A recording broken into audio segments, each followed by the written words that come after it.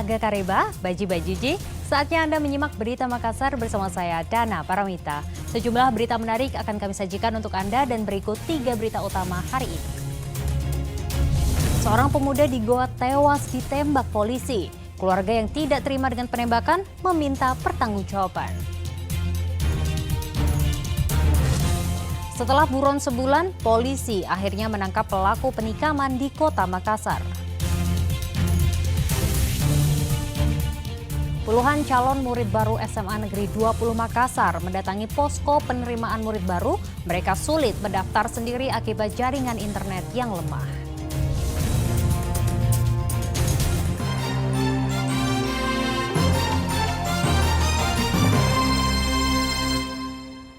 Informasi pertama untuk Anda, seorang pemuda tewas ditembak polisi di wilayah Tinggi Moncong, Kabupaten Goa. Keluarga yang tidak terima dengan penembakan tersebut mendatangi Polsek Tinggi Moncong guna meminta pertanggungjawaban.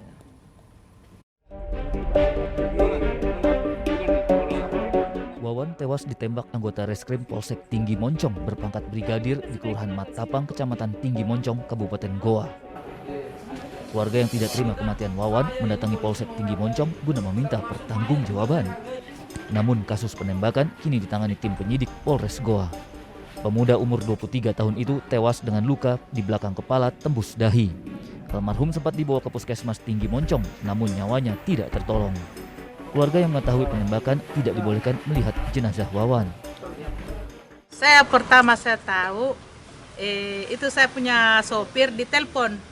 Bilang ditembaki adekmu. Jadi setelah saya bertanya siapa ditembak, dia bilang kakaknya, adekku ditembak. Siapa tembaki? Saya tidak tahu. Jadi sampai ke rumah sakit itu rumah di mobil. Langsung masuk di rumah sakit. Saya mau masuk di ruangan dilarang. Dilarang dokter. Dokter dengan Pak siapa namanya itu? Polisi ya? Iya, polisi. Apa alasannya melarang? Dia alasannya jangan dulu masuk. Jadi terus saya masuk lagi, natutuki dokter, jangan dulu masuk. Berdasarkan catatan polisi, Wawan masuk target operasi karena sejumlah kasus pencurian motor. Polisi juga menyita 1 motor hasil kejahatan Wawan. Pada Jumat sore saat akan diringkus unit Reskrim Polsek Tinggi Moncong, Wawan melawan dan berupaya melarikan diri hingga melukai polisi. Wawan pun terpaksa ditembak. Yang bersangkutan berdasarkan DPO foto yang kita sebarkan oleh unit Reskrim Polsek Tinggi Moncong melakukan penyelidikan dan tiba-tiba ketemu yang bersangkutan dan berupaya melakukan penangkapan, namun dia melakukan perlawanan, menyerang anggota. Apakah ada anggota yang luka pada saat perlawanan itu? Ada anggota yang terluka. Kita juga sudah melakukan pemeriksaan ke rumah sakit. Apanya yang luka dan berapa orang yang luka, Pak? Yang luka 1 orang yang kontak langsung dengan yang bersangkutan. Jasad Wawan telah dimakamkan di Kecamatan Kandre Apia, Kabupaten Goa pada Sabtu siang. Hingga kini keluarga masih menunggu penjelasan resmi terkait penembakan Wawan oleh polisi. Anak ketiga dari 7 bersaudara itu meninggalkan seorang anak berusia 2 tahun. Andi Muhammad Sardi melaporkan dari Kabupaten Goa. Informasi lainnya untuk Anda, dipicu masalah anak, 2 ibu di Maros berkelahi hingga viral di media sosial. Keduanya ternyata masih punya hubungan keluarga dan saling bertetangga. Perkelahian yang tidak pantas ditiru ini berhenti setelah keduanya dilerai sejumlah tetangga.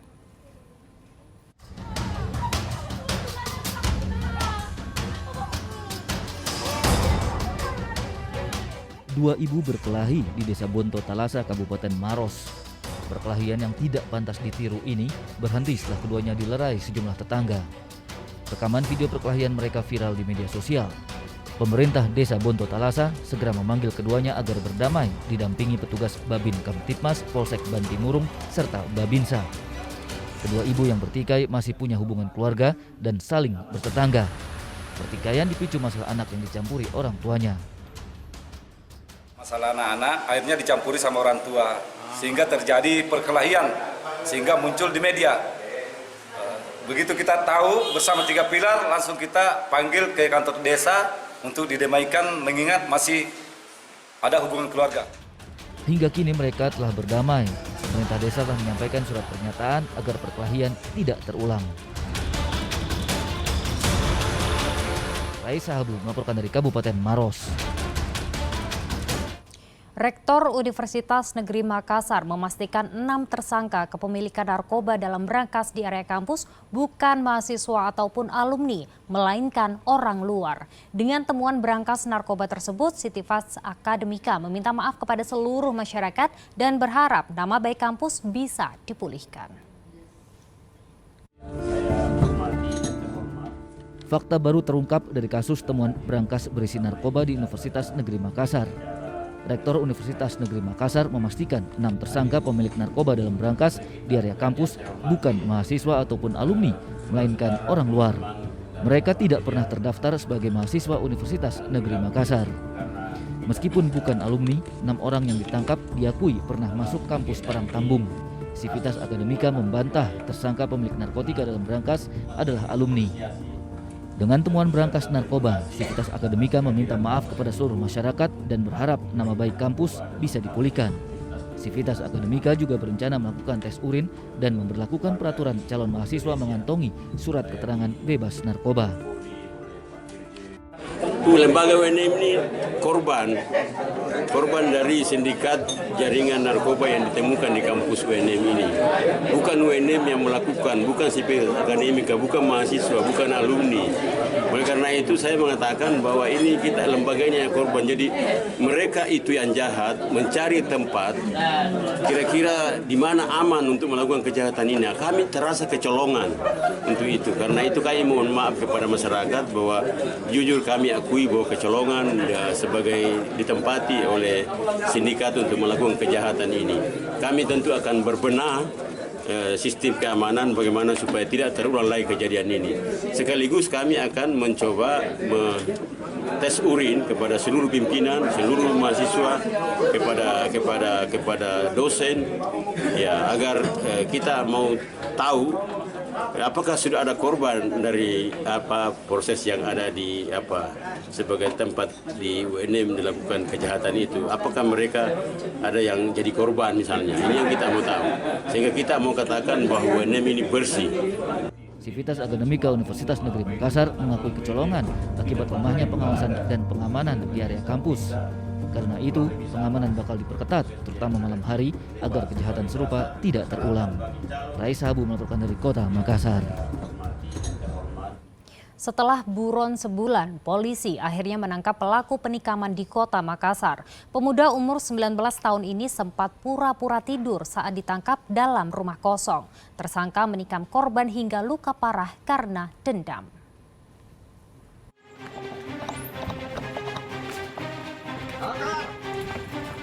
Polisi meringkus Alwi di Jalan Sungai Sadang, Kota Makassar. Pemuda umur 19 tahun ini menikam Fahrul Rosi hingga luka parah. Tersangka sempat melarikan diri saat melihat polisi bermotor memasuki kawasan inspeksi kanal.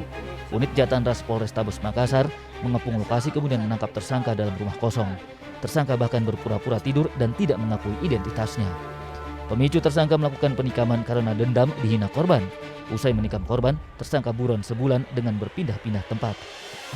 Sampai terjadinya kasus penikaman ini dikarenakan ini si korban sempat meneriaki pelaku dengan bahasa kotor dan diduga pelaku ini merasa dendam kepada korban dan akhirnya terjadi penusukan.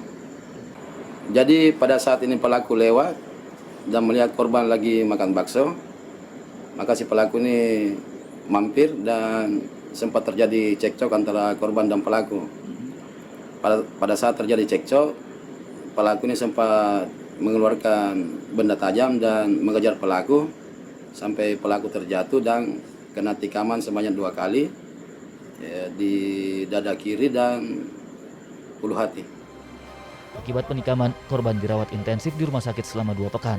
Tersangka kini terancam 3 tahun penjara. Andi Muhammad Sardi melaporkan dari Kota Makassar.